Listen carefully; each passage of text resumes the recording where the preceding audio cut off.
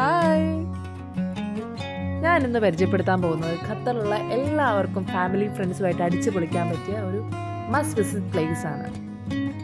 Doha അൽക്കോറിലുള്ള Al Khor park. ദോഹയിലെ തന്നെ വൺ ഓഫ് ദ ഓൾഡസ്റ്റ് പാർക്കാണ് കേട്ടോ ഇത്. Zoo, museum, kids play area അടങ്ങിയ ഈ പാർക്ക് ഒരു ഡേ ഔട്ടിന് പറ്റിയ മസ്റ്റ് വിസിറ്റ് പ്ലേസ് ആണ് കേട്ടോ.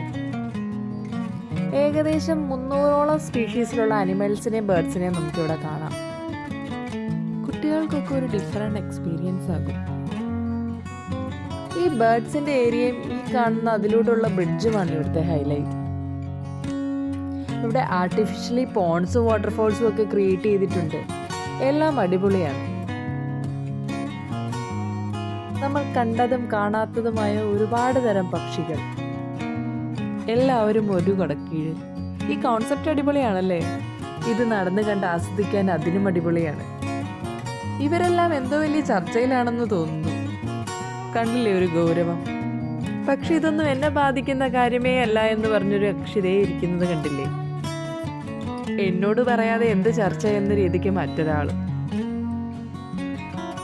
അവിടെ വേറെ ചിലർ മറ്റെന്തോ ചർച്ചയിലും അഭിപ്രായ വ്യത്യാസങ്ങളുണ്ടെന്ന് തോന്നുന്നു. പലരും പല ദിക്കിലേക്ക് തലതിരിച്ചിരിക്കുന്നു. അടുത്ത ചിലർ ഭക്ഷണം കഴിച്ചുകൊണ്ടാകാം നമുക്ക് ചർച്ച എന്നുള്ള രീതിയിലാണ്. അപ്പോഴേക്കും അടുത്തൊരാൾ വെള്ളക്കുപ്പായവും ഇട്ട് കിരീടവും വെച്ച് നടക്കുന്നു. ഇതൊന്നും എൻ്റെ വിഷയമല്ലെന്ന രീതിക്ക് മറ്റൊരാൾ. ഇവിടെ എന്തോ രാഷ്ട്രീയ ചർച്ചയാണെന്ന് തോന്നുന്നു. ഒരേ സമയം പല അഭിപ്രായങ്ങൾ പലരും പറയുന്നുണ്ട്. മറ്റു ചിലരാകട്ടെ ഒന്നും മിണ്ടുന്നുമില്ല. എന്തായാലും നീരാട്ട് കഴിഞ്ഞ് ഞങ്ങൾ എന്തിനുള്ളൂ എന്നുള്ള രീതിക്ക് മറ്റു ചിലർ. ഏതായാലും വന്നതല്ലേ, എന്നാൽ ദാഹവും കൂടെ ശമിപ്പിച്ചേക്കാമെന്നായി മറ്റു ചിലർ. എന്നാ പിന്നെ ഇവരുടെ നീരാട്ടം കണ്ടിരിക്കാമെന്ന് ഞങ്ങളും കരുതി. അങ്ങനെ അവരുടെ നീരാട്ടം കണ്ട് ഞങ്ങൾ നേരെ പോയത് യമുനെ കാണാനാണ്. കുറച്ചു നേരം അവരെയും കളിപ്പിച്ച് നിന്നതിന് ശേഷം ഞങ്ങൾ നേരെ ജിറാഫ് ചേട്ടൻ്റെ അടുത്തേക്ക് പോയി.